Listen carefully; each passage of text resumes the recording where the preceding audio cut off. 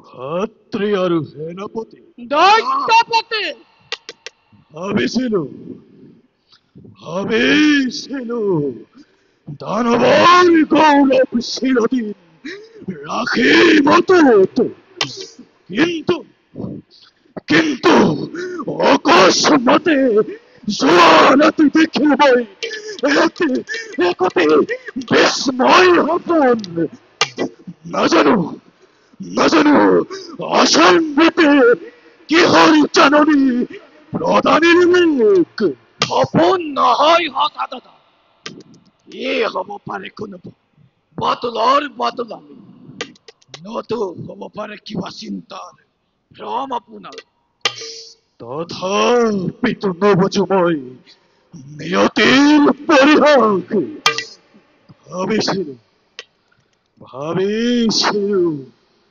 দানবর রাজ লক্ষ্মী চিরদিন থাকিব জিলিকি কিন্তু থান পার হবুজেন ভাবে মই কিয় ললে হিতাপি হৃদয় বৈখ্যাত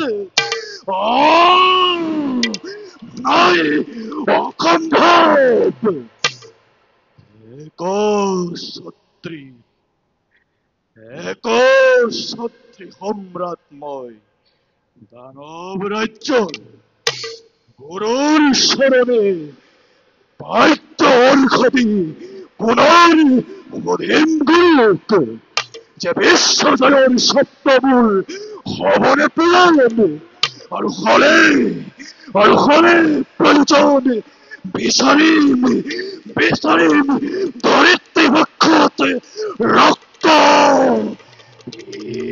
পাখু হই এইবার জেনে তেনে লাভ করিবই লাগিব স্বর্গর রাজসিংহাসন আৰু হসি হসি তাইক তাইক ধরি আনি বহুয়াম বহুয়াম গোলার খনেতে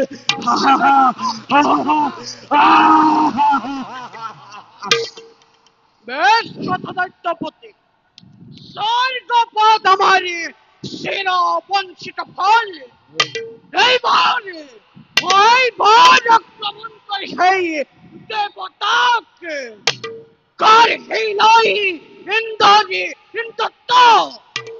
হস্তগত কৰিম হৰকাৰী ৰাজ সিংহাসন।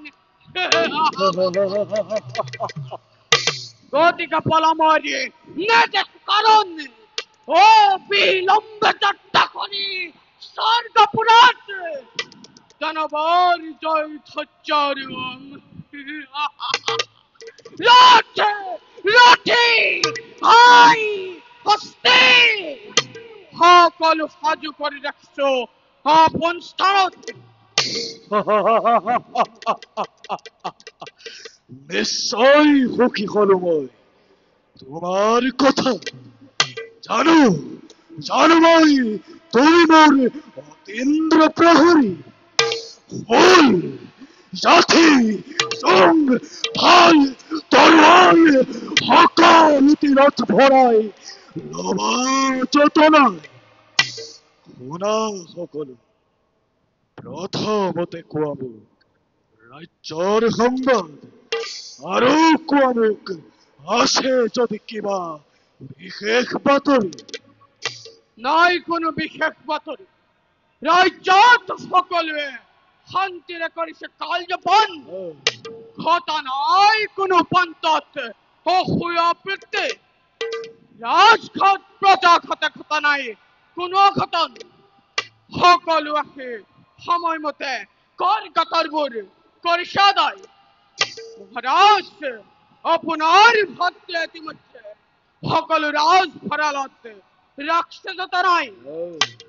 হয় দাদা, সকলো দিশৰ প্ৰতি ৰাখিছো তীক্ষ্ণ দৃষ্টি। সোণৰ দৰে উজ্জ্বল দানৱৰ ৰাজ সিংহাসনত পৰিবলৈ নিদিও কেতিয়াও কলংকৰ কালিমা। শুনি সুখী হলো মই তোমাৰ মুখৰ অমৃত বচন। শুনা মোৰ দানৱ সেনানীগণ, কালিলৈ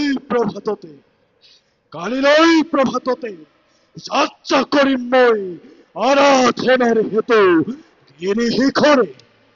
তুষ্ট কৰি ব্ৰহ্মদেৱক মনোনত বল লৈ আহিম সোনকালে।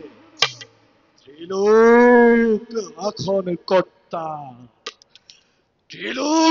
শাসন কৰ্তা দানৱ ৰাজনক হৈছে প্ৰয়োজন মনোমত বৰ।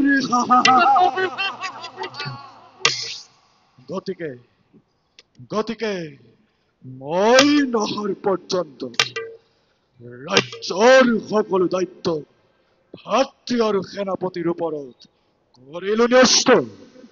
চাব যাতে কোনো অপমান নঘটে আমাৰ ৰাজ্য। ভাল দায়িত্বপতি, তাৰ বাবে অলপো নকৰিব চিন্তা। তেন্তে বিলম্ব নকৰো আমি, বলা যাওঁ আমি আপোন কৰ্তব্যৰ হেতু। অলপ